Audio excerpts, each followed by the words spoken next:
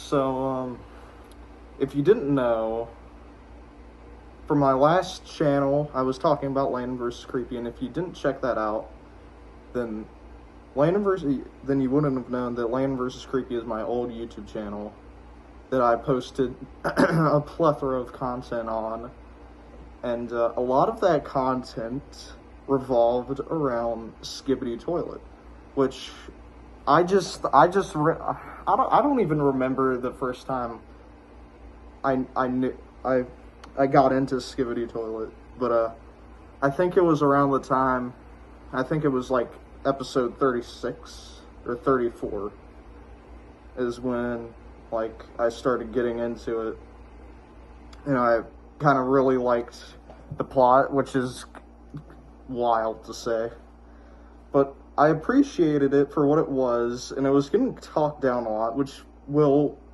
contribute to the reason why I let the series go for a temporary amount of time.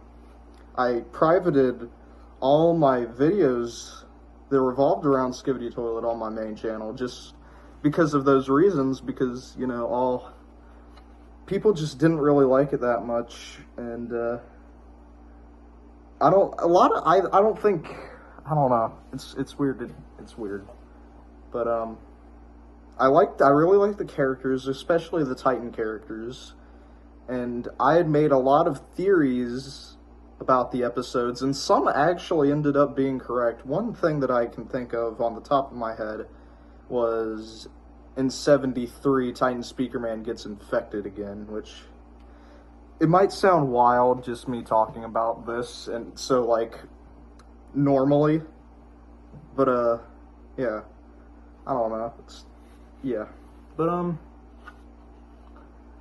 what we're going to talk about is the company that kind of screwed over Dafuk Boom, Alexei Gerasimov, and in Invisible Narratives, they, like, okay, so from what I understand, they kind of, like, I saw that they changed the channel name to Skibidi and not from Dafuk Boom, and they, like, own the entire property now.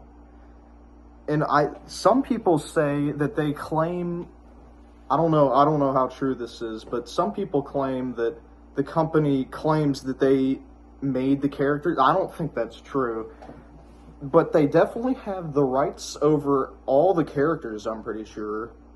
And they're not letting Boom make any new episodes, which is, for months now, like over probably like 7 or 8 months, the fans have really, they're trying everything they can to just give the property back to Dafuk Boom.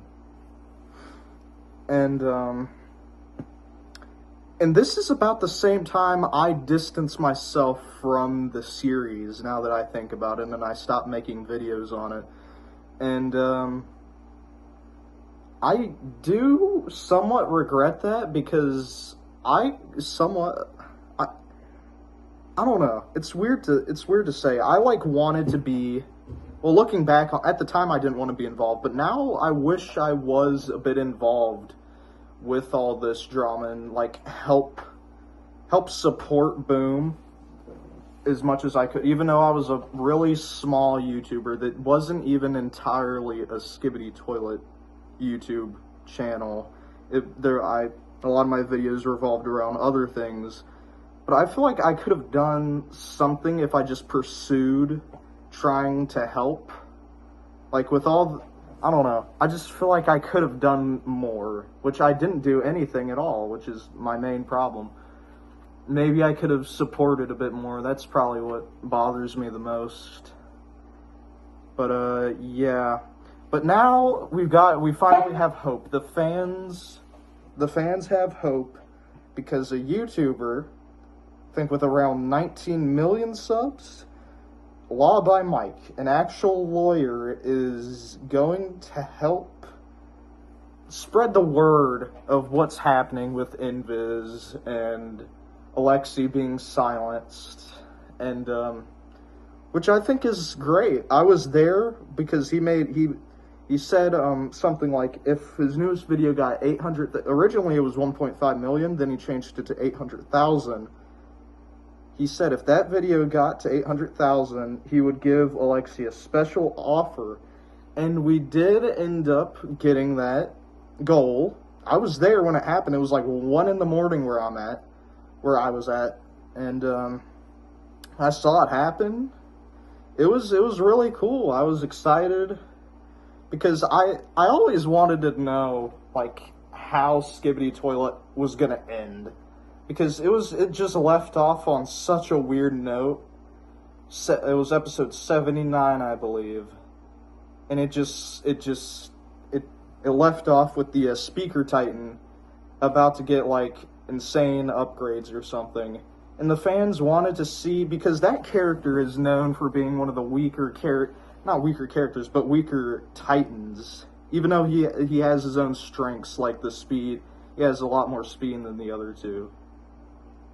It's probably so weird hearing me talk like so nerdy about Skibidi Toilet, but it really interests me. Like, especially because it had a really good soundtrack. It had music from Silent Hill, which is awesome.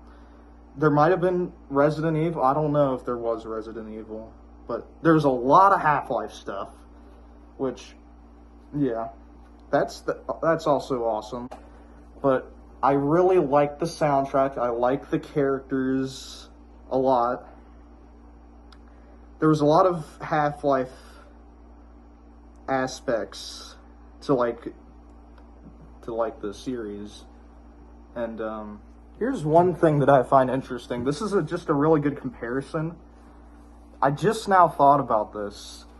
The Invisible Narratives Company seems extremely similar to what the Jason Universe Company is doing. I know this is a bizarre comparison. It's just what I can relate to, because I'm definitely more of a Jason fan, a Friday the 13th fan, than Skibidi Toilet.